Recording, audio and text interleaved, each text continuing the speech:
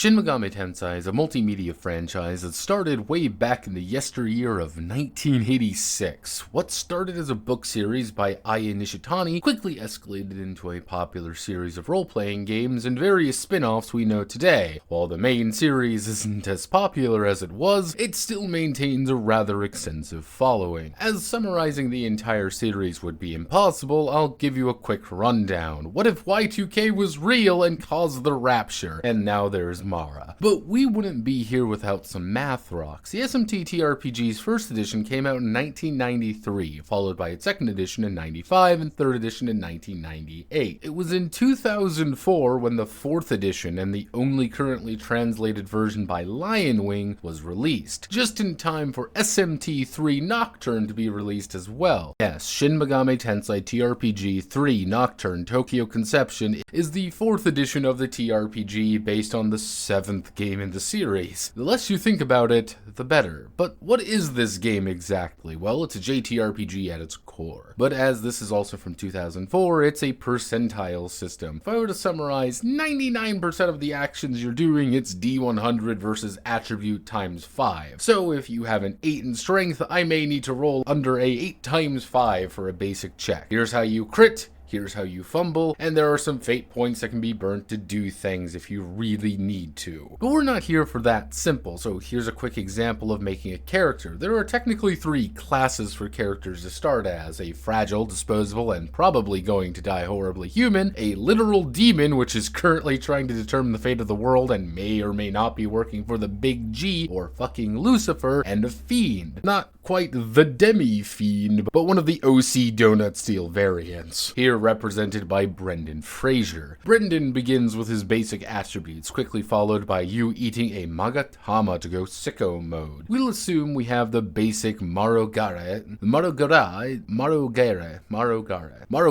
and to augment our stats as appropriate. We start with the lunge skill, so Brendan can reenact George of the Jungle, and improving a fiend is finding and investing in more magatama to learn better skills and continue to buff themselves. And that's it. Good job. And yeah, that's it for fiends. Humans take even less time due to just having a career and a firm slap on the bum. Demons are actually pretty complicated due to using the bestiary or in the book for their actual abilities, but most of the sample characters are actually level 10 or even 11 to begin with. You can pick up some smaller extra skills, but most of them are pretty minor, all things considering. Calculate your derived attributes and you're off. When you do level up, you'll be increasing a lot of these derived attributes and your attributes and modifying certain aspects of yourself, but you also have to do some augmenting if you're a demon in general. If you take away anything from this game is really simple, except if you're a demon. Reaching max level, i.e. 100, will take over 1,000,000 EXP if you're a fiend, more if you're a demon, far